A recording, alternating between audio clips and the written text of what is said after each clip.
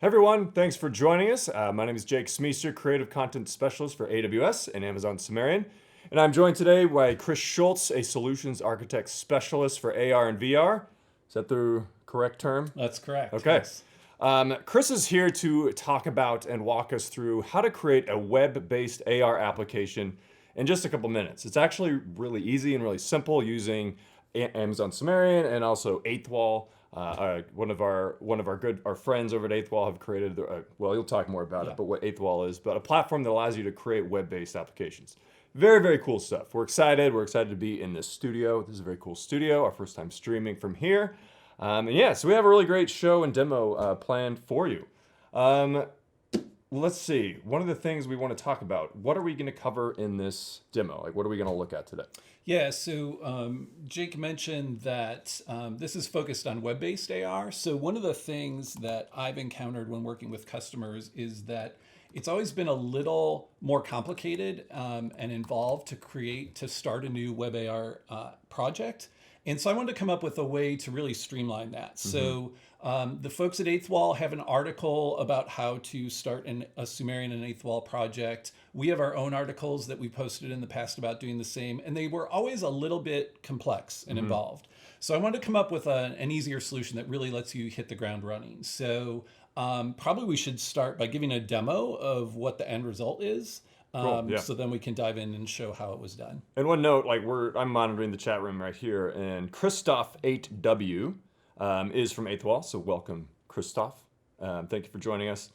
So he might also or might be answering some questions that that we maybe don't have the answers for. So there's lots of people from Eighth Wall. Love them over there. Excited to have them too. So, all right, let's get started. Let's switch over to your iPad. We'll switch over to the computer here. So I've got my iPad mirrored to the computer so everyone can see it. I'm just going to launch the regular Safari web browser on the iPad. And I'm going to reload my scene here so you see it from the start. So the first thing it's going to do is prompt for access to the camera. So I'll allow that. And then immediately we get a 3D model, which I chose ahead of time. And as I move the camera and the iPad, it slides that model across the surface, the floor in this case that it's detected. So it moves it around aligned with that surface. I can rotate the iPad and you see even the plane is always facing the camera. And you can even see like the reflections, the subtle changes in the reflections on the cowl of the plane as I move it. So I just tap to lock it in place. And now I can inspect the plane from any angle, walk around it, move around it. So it's all the basic stuff you would need for any augmented reality idea you want to build. I just wanted to give you the starting point where you can really get rid of any of that undifferentiated heavy lifting that was previously required with Eighth Wall. Right. And so in this episode, we're really going to be focusing on not creating a lot of the interactions. This is a multi-part series, by the way. And so this is not the only time we're going to be talking about this. Is just the introduction to using AR with AWS, Amazon Sumerian, Eighth Wall. And so right now we're just really talking about how do you get your object into an AR or augmented reality environment or application, right? And so one thing to talk about is this plane. Like, what is this plane? Where does it come from? You found it on Sketchfab. Sketchfab, yeah. I actually have a link. I'm going to post that in the chat. So it's free available to download. It has what's the Creative Commons attribution license. Anyway, so yeah, big props to Law on Sketchfab for providing this model. We're also in the article. We wrote an article. You wrote an article and a tutorial on that. We're really going to be walking through that is actually. Due to my lack of expertise in Git, is in the process of being published. So hopefully by the end of this stream, we're going to actually have that available. So we'll also post that URL in the chat. So I guess one quick question is why this airplane? Is that important to talk about? It's not particularly important. I just wanted to choose a model that had some complexity to it. And also had enough visual detail that I could show how you make it look like it's really a part of the real world. So the model worked great.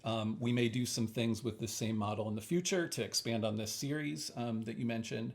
But it was just an interesting model, generously made free on Sketchfab. Right. And also, as to do, you did go on, and this is we're going to look at in the future too, is and discuss a little bit later on, but not in this episode, but how to actually create like a game Yep. using this plane. And so that's what we're looking at for future streams. I did post the URL for this model in the chat. And so again, big thanks to that. Anybody who wants to download it, you're free to do so. Okay, so we've done the demo. Let's talk about eighth wall. What is eighth wall, and why is it important? Let's talk about. Can you answer that question? Yeah. So this approach requires or combines two different things. It combines Amazon Sumerian and eighth wall. So what Amazon Sumerian gives you is it provides the way to do the interaction in your scene, and it provides the rendering, the 3D rendering in real time. But because browsers do not yet support AR directly in the browser, you need some sort of additional library that does the AR environment tracking for you. So we have a lot of customers who are using eighth wall. The guys at eighth wall have been really great and are friends of ours. So I wanted, since that was a pretty common combination, I wanted to use eighth wall as the tracking library to power my Sumerian experience. Yeah, so great product, great stuff to have over there. And so, again, it's eighthwall.com. You can check them out. It actually is a requirement to sign up to complete this demo. You'll need to go to eighth wall, create a developer account, which is free to use. We're using a developer account, and you can use that to combine it and integrate it with your Sumerian scene. Okay, tutorial, that is, again, in the works. I'll provide that shortly, so stand by. All right, let's talk about real quickly before we really dive into this is what makes web browser or web-based augmented reality apps so difficult?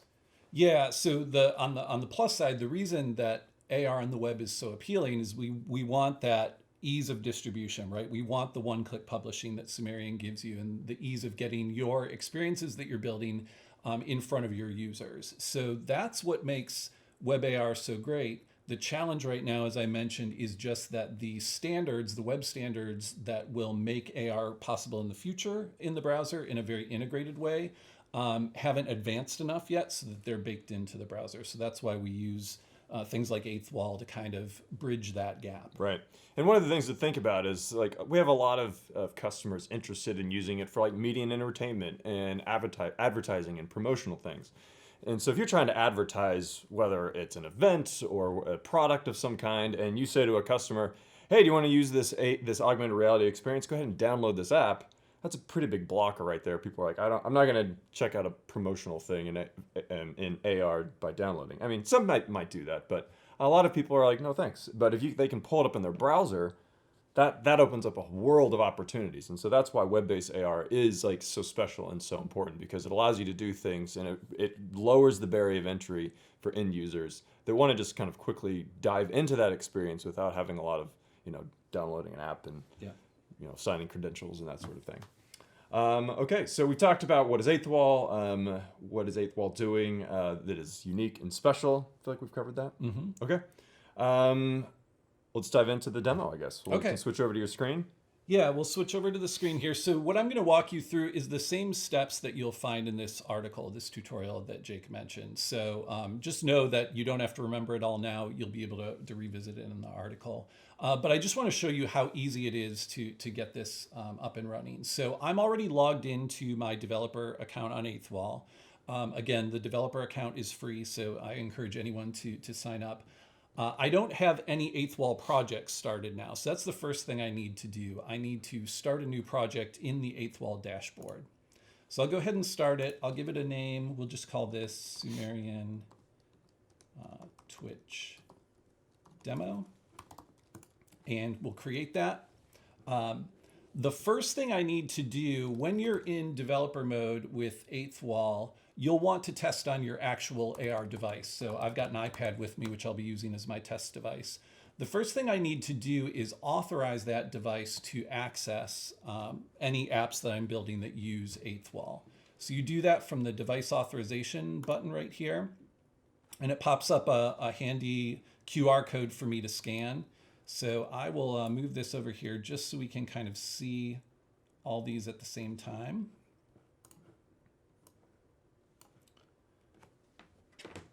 So on the iPad or any iOS device, the easiest way to scan a QR code is just to open the regular camera. So I'm going to point the camera at the QR code, and then I will launch that, that QR URL in the browser. So that's all I needed to do to authorize this iPad as a test device. So I can close that window now. And we can go back to our browser. So there's only one more thing I need to do in the 8th Wall portal here. And that is go to the little cog icon, the settings icon for this particular application. And I need to grab my app key. So I'm just going to copy that to my clipboard, and we'll use that in a moment. Question about the device authentication. Like why is it important to be able to authenticate a device? Yeah, so while you're developing your application, it won't be available to the public to access. So you need some way to say that there's a certain number of devices or a certain set of devices that is okay to hit your app while it's in development.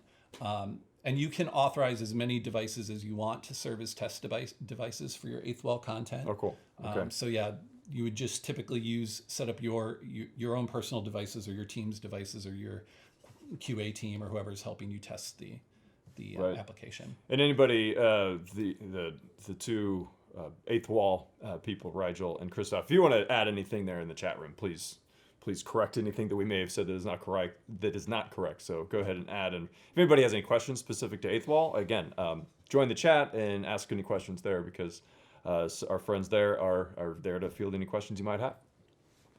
So if you've looked at any of our previous articles about combining 8th Wall and Sumerian, part of the reason that they were a little complex and a little took some time to complete was because they required you to host your Sumerian content as a private scene and then embed it in a web application using AWS Amplify.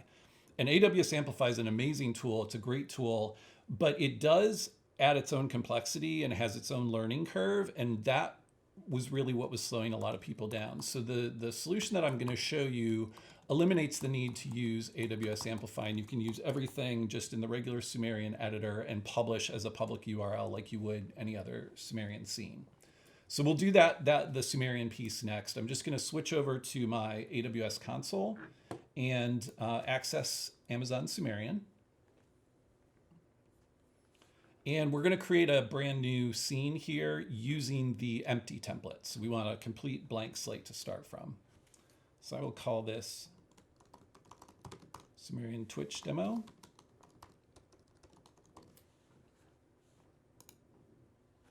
And if you're somewhat familiar or not familiar with Sumerian, one thing to note is that we have a lot of documentation on how to get started. So some of the things, we're not going to be going through a full UI overview of Sumerian for this demo. There's a ton of documentation that we have out there. A lot of former streams and Twitch streams and YouTube videos. We have a YouTube channel.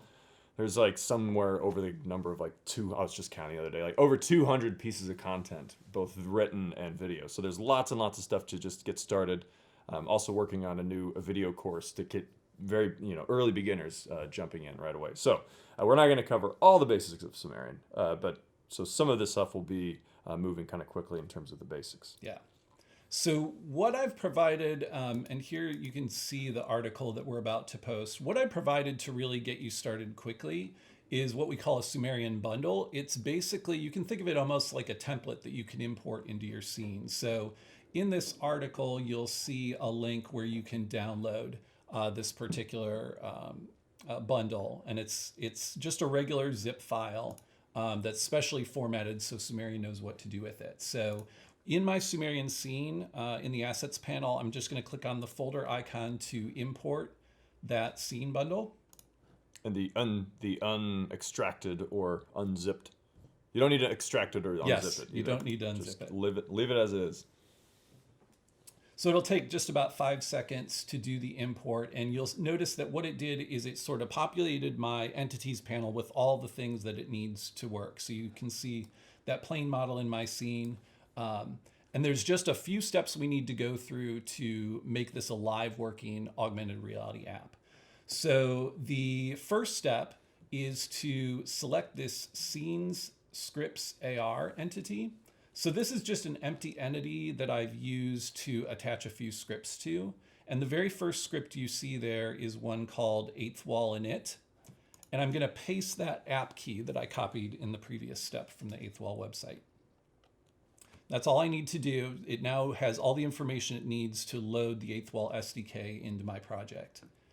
Next thing I'm going to do is I'm going to delete this extra camera, which is labeled delete me. That just came in as part of the import. So I'll get rid of that. And the reason for that is because Sumerian by default always has a default camera. And so it's going to bring in a camera. It has to have a camera in a scene. So you opened up an empty scene that has a camera, and then you brought in another scene that has a camera. We don't need two cameras, so you just got to delete one, and we've just made it easy to delete the delete me camera. Yep. So now we select that default camera, which was already in your scene, and we just need to make a couple small adjustments to it. So the first thing I need to do is turn off the follow editor camera option. So now I can set the camera's position independent of where I happen to be looking in the viewport here. So with that camera selected, I'm just going to set its position to X0, Y 1.5, and Z0. The X and Z values actually aren't that important for 8th wall. Let me go ahead and bring in the background so you can see it a little better. But the Y position is important. So the Y is the height of the camera. And with 8th wall, the Y position of your camera is what determines the scale this object will be when you add it to the real world. So I want the plane to look like it's a smaller model. So I'm putting the camera up about twice as high as the height of the model itself. So if you wanted it to be a bigger, so we're trying to make it like a toy plane that can go on Yes. the table or something. If you wanted to make it like a life-size plane, you'd bring the camera down to wherever the person's eye would come on the plane Gotcha. in the real world to set that scale. Okay, cool. Okay, so that's really all I need to do. Those two steps, the adding the 8th wall app key and the setting the position of the camera. So I'm going to go ahead and make the background transparent again and then publish this scene. So I'm going to create a public link. And to clarify, you don't need to change the background, like opacity at all. We were just doing that just so you could see it more easily. Oh yeah, I just made the background visible so you could see it better. You do need the background to be Correct. transparent for Correct. AR. So we'll publish that. It'll take just a couple seconds here. And then typically at this point in my regular workflow, I would take this URL and create a short URL of it using bit.ly or tiny URL so that I can easily type it on my iPad. But for expediency here, I have installed this browser extension that just lets me display any URL as a QR code. So I'm going to use that as my way to get our URL loaded up. So I'll point it there. Then I'm going to go full screen with this, and I will launch it into Safari now.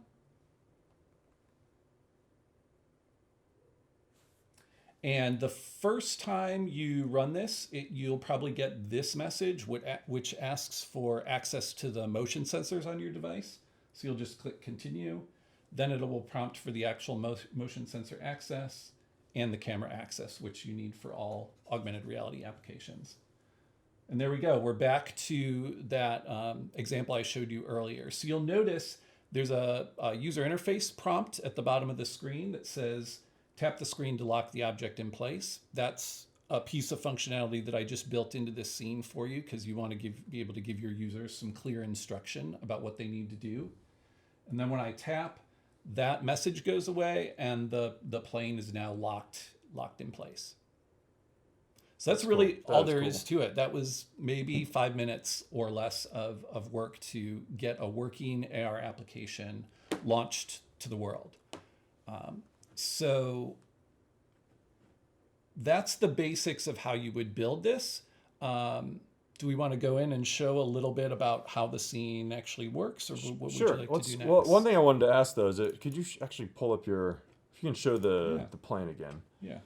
Because this is one thing. There's like some artistic stuff to like consider, and so even in the development of this tutorial we've been talking about, is that like what should the shadow look like? And so as you can tell, there is a little bit of a shadow, and it is part of your Sumerian scene. It's like a transparent quad entity, really, Yeah, right? yeah, and Um, we'll take a look at it in a it's I moment. guess translucent, and so something to consider, like when you're trying to style this, is like what shape should that be? And so why did you? And it's really, if you look at it, it's kind of like just a roundish shadow. So when people are looking at how to do this, like what are some things to consider in terms of rendering and scene size when they're trying to bring in additional textures or trying to shade it or trying to have shadows a little more customized? Yeah, so I can give you some quick tips. There's a whole lot of interesting things you can do to make your stuff look more realistic. What I've tried to do is set you up with a template that gives you some of that stuff just out of the box. You don't even have to worry about it. But the major things are you do want some sort of shadow of your object. Otherwise, it just doesn't look like it's rooted in place in the physical world. What I'm using here is just a very simple radial gradient image as my shadow, which can work very well for some things. It gives a very soft shadowed look to an object. We don't have a built-in way in Sumerian currently to do real-time shadows on transparent surfaces, which is essentially what your augmented reality surface is. So this approach of using a graphic-based shadow is a good kind of trick to use. The other things I'd say are having good lighting in your scene that matches the environment that your users are most likely to use the thing in, which I can talk a little bit about how I did that in this project. And then reflections are a big one. So you want, even though in my scene has no background image or panorama or anything, but you want it to look as if it's reflecting something. So you can see the reflections are, there's very detailed reflections on this metallic cowl of the plane and even on the side of the plane. Right. That goes a long way to selling the realism of it as well. Totally. And maybe when we jump back into Sumerian, you can actually Yep. show, because I believe this is a PBR based model, correct? Yeah. And so it's actually the reflections. It's not true reflections. It's actually reflecting an image that is. Imagine like the plane being wrapped around with an image, and it's reflecting that image, but you can't see the image. Yeah. Only the plane is showing the reflections of that image. Well, let's break down the scene, and I can point out like how that's working. So, before I dive in here, the main point of this is you don't have to know how this works. So maybe I should start with that. You don't have to know how this works. You don't have to change any of the code. You don't have to understand how the code works. My goal was to give you a starting point. So let's say you did want to use this as a starting point, but swap in your own model. All you would have to do is under this AR content, you see my airplane there. You would just delete that airplane and add your own model as a child of that AR content. So let's just go ahead and add a cube for now. The only important thing to note, and I'm going to make the background opaque again so it's a little easier to see. The important thing to note is you just want whatever model you put in the scene to look like it's resting on the 0, 0 point, where this grid is, because then it will always align that to whatever surface eighth wall sees in your scene. But as long as you do that, you can easily swap in any model you want, or even a bunch of models positioned in different places. So the two things that are under that AR content entity are the airplane model itself and the main light for my scene. So that light always gets positioned wherever the model gets positioned. So let's take a look at some of the things in the scene. First thing at the top here is just our two-dimensional UI that lays on top of the scene. That's where that message prompt occurs. We already talked a little bit about the eighth wall init script, but there are a couple other scripts that are used to do the actual positioning of your AR content. And what they're actually doing is those scripts are taking this AR content entity, and as the camera moves, it's just sliding that AR content entity to wherever the camera is pointed. So that's what's happening inside the scene. That's why we wanted the plane and the light both to be children of that entity, so that they both move as a group. The surface plane is essentially a flat, invisible object in your scene, which represents whatever surface eighth wall has detected. So if I placed the model on the table, it would represent the surface of the table. If I place it on the floor, it represents the floor. I just used a regular quad entity. The way I made it invisible is by changing the cull face, which is normally set to back so that you actually see something. I just set it to front and back. So it means it basically has neither a front nor back side. So it's essentially invisible. And then I added a collider to it. A collider is an important piece of how that placement works, because we're using the physics engine to kind of understand where the camera is in relation to the surface. And one thing we had talked about in prep, we were talking yesterday about this stream and what questions we want to field, is that there's a lot of differences. Like, even if you look at some of our tutorials, there's like AR image tracked or image or object anchored. Like, can you talk about kind of like what does it mean to really track a surface, and like what's the difference between like anchoring and image recognition? And yes, some of those things are maybe a little bit obvious, but I just for some people, not always for someone like me, I love having it explained. So if you could talk about like what is these differences, what does it mean to actually track a surface, and what are things to consider when you're actually like tracking a surface? Yeah, so it can be very confusing, and it's even hard when we talk about it internally, coming up with the right terms that will make sense to everyone. So I like to think of it as there being three different types of AR tracking. There's surface tracking or environment tracking, which is the AR system you're using is doing its best to understand the shape of the real world around you, particularly flat horizontal surfaces. So a lot of people became familiar with this when ARKit on iOS and AR Core and Android came out, because for the first time you had these powerful libraries that were able to detect these flat surfaces like tabletops and floors in a real space. So that kind of flat surface tracking is something that's really useful, because then your user has the power to place AR content anywhere that they want to, anywhere that's convenient for them. Another approach is image-based tracking, or sometimes called marker-based tracking, where you have to have a special image that will be recognized by the AR system to kind of give it the orientation it needs. This is a sort of much older AR approach. It's still very effective, but the downside is then your users either have to be able to print out that marker or somehow have access to that image. And then the third and sort of most sophisticated type is object tracking or 3D object tracking, where you can take a real physical object in the world and have the AR system recognize not only what that object is, but its orientation in space.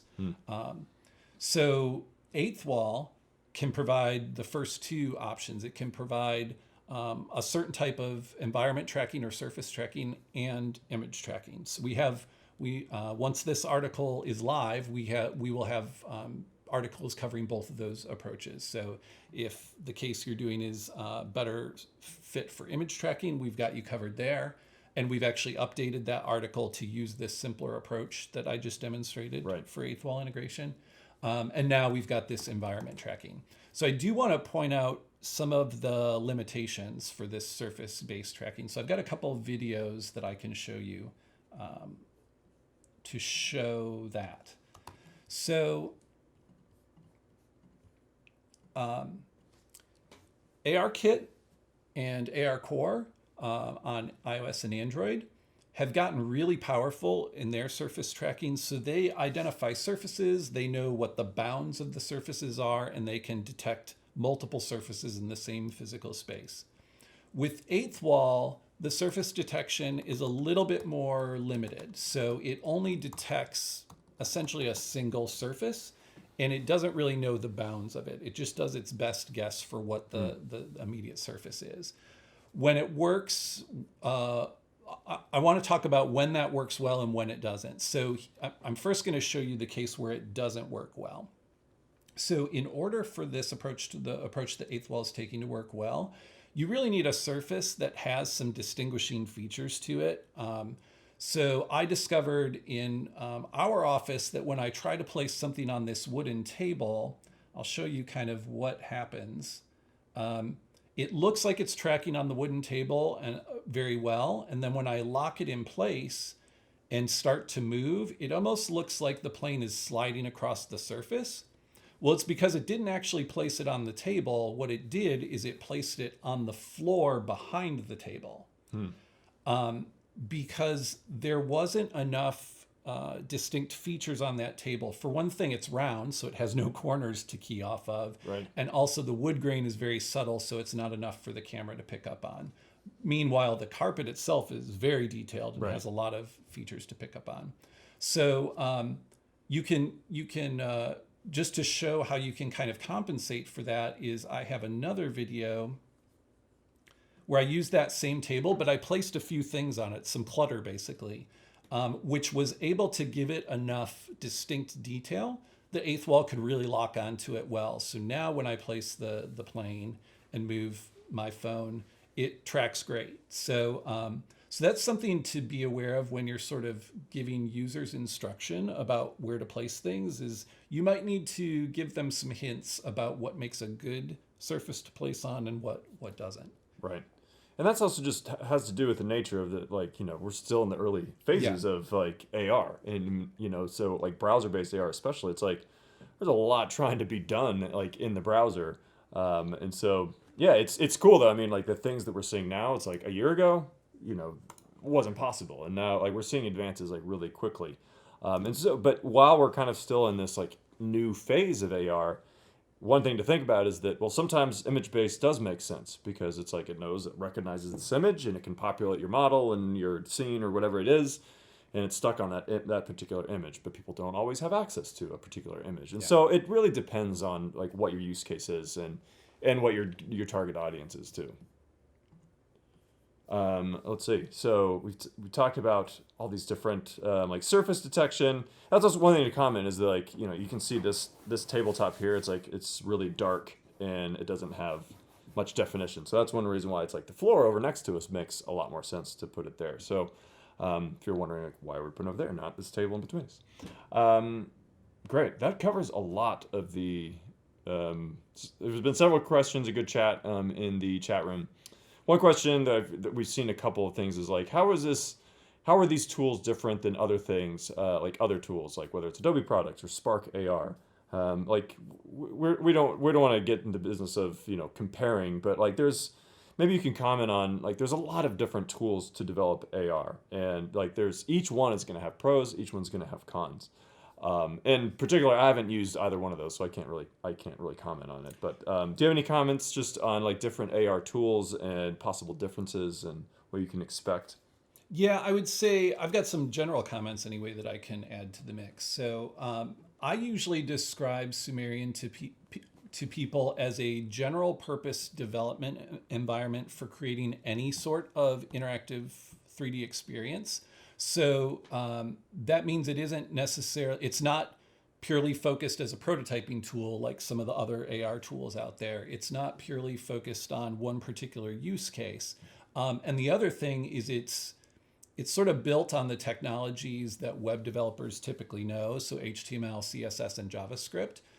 So if you already have those skills, it provides you a sort of very comfortable environment to work in. But the spectrum of tools is broad and growing. So there are some tools that are focused more on people who are non-coders and more on the creative side. There are other tools that are focused where everything is done exclusively through code. Sumerian tries to help people that are both coming from a creative background or a tech background. So state machines, kind of like you and I. Yeah, I'm exactly. more creative. You're more of a technical. Yeah, so like state machines is an awesome solution for getting your ideas working without having to learn programming principles or how to program JavaScript specifically. But JavaScript can be a really powerful tool in the hands of a coder. And what's great thing about state machines in particular is you can you compare someone who's maybe more of a creative person and someone who's a coder person, and the programmer can write new actions that the creative person can then use in a state machine. So it's really a great collaborative kind of framework too. And maybe a good comparison is that I'm more of I have a video and marketing background, but creative, but so non-development is background. And like for me, when I use different like video editing tools, it's like, well, Adobe Premiere is like a really great tool for some things. There's some times when like Camtasia is a great, quick, easier thing for certain projects. And so it depends on like what you're trying to do, and developers and creatives both alike might use a variety of different tools for different. And again, it's kind of early. It's kind of I don't know honestly if you would use multiple tools to create an AR, but there's a lot of different options, and so it's certainly it's cool to see it also developing like Yeah, this too. and another thing that is definitely worth pointing out with Sumerian specifically is that it is built to integrate easily with other AWS services. Yeah, that's a So good a point. lot of AR, VR, and Web 3D content really benefits from being able to tap into things like a DynamoDB database or natural language processing, with Yeah. Lex. So Some native integrations that make it a lot so easier. that's another reason that a lot of folks who like the Sumerian approach is because it does let them integrate all these other really powerful services into their experience easily. Right. And one thing to point out, and this is glad that Rigel put this in the chat room. Rigel Prime. There's a Sumerian and Eighth Wall example using Jumanji, who's created for this movie, and so he has the link is posted there. Go check it out. It's a really really cool experience. So I encourage you, if you're curious to look at something a little bit more interactive, a little bit more a larger experience, go check that one out. It's really cool. It's just at explorejumanji.com, and if you have a mobile device, you can scan the QR code. It'll pop up the scene, and you can interact with it there. So I would encourage you to do that. And let's see. Can I show yes. one quick thing? Yes. So I walked you through this. Everything worked like a charm, but we know in the real world things don't always work perfectly the first time. So there is one thing I want to show iOS users in particular. So let me get my iPad back up here. So if you have set your device up as a test device on Eighth Wall, and you go to load your scene and you get a message saying that the device isn't authorized, even though you authorized it. Yep. I went through this. Yeah, because this has happened to a couple people when we were testing too. It's very easy to fix, but it's maybe not super intuitive. So, and there are instructions on the Eighth Wall website in their documentation in the known issues and workarounds section that will walk you through what I'm about to walk you through. But we'll just take a look here. So what you would need to do in iOS is go to your Safari preferences, and you need to go to the section that is, if I can find it here, prevent cross-site tracking.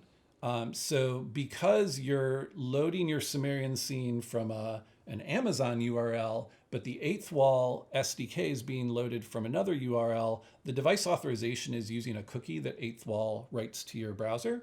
And sometimes the logic in iOS that's protecting you from being tracked across the internet, which is this cross-site tracking option, will get in the way of that depending on what call it makes. So you can just turn that off, clear the cache on your browser, and reauthorize your device, and you should be off to the races. Cool. Yeah, that's something that tripped me up for a while, and then did some digging, and Chris discovered a solution. So yeah, and it works, and then it popped up, and I've been able to create a bunch of different scenes using this. Like really, once you get comfortable with this, you can do something like this, or create a project, an AR project, literally in like 3 minutes. Yep. Once you get comfortable with it, it's pretty wild how easy it is to do. That really covers most of the stuff we're going to talk about today. We have scheduled in 2 weeks. February 4th is the current date. We will make sure to post, in case anything changes, which sometimes scheduling and travel and all that does come up. February 4th is our next planned stream. And what are we going to be talking about there? So we're going to take this same starter project, but we're going to add some custom functionality to it. So I think what we'll focus on in the next episode is adding some gesture controls. So like the ability to use a pinch gesture to rescale the object for your end users to rescale the object and rotate it and reposition it, which is a pretty common thing you'll see in AR applications. Cool. Yeah. And in turn, with this tutorial we've mentioned, again, this is it has to do with human error on my side. But this will be up really by the end of the day or within an hour or so. So we will make sure we post this article in a lot of places. Whether it's like I'll post it on my Twitter feed, you'll post it on your Twitter feed. I'm sure we'll post it in our Slack channel. Would you mind also just going to the non-preview of our documentation site? So if you have any questions, you can contact us on Slack. And so if you're new to this stream, or if you're new to Sumerian, you're new to AWS even, you can go to this documentation site. I don't know if it's not the, oh, I guess it will take you there. Tutorials and articles. Over there, there it is. This is our community site. And you see there's a link to join Slack, and there's also our YouTube channel. So this video will be posted as a playlist later on the YouTube channel.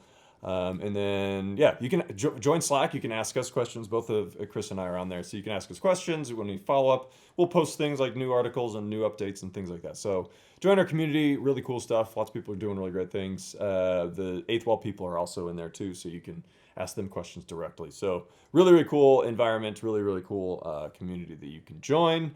So yeah, stay tuned for this article. This will be coming out really soon. We're excited about it. We're excited about the continuation of this series and learning AR, Amazon Sumerian, Eighth Wall. Really cool stuff. Thanks for joining us. Thank you, Chris. Thank you, Jake. For putting this all together. It's a lot of work. And so appreciate just all the work you did to make our customers, make it easier for them to be able to create AR experiences.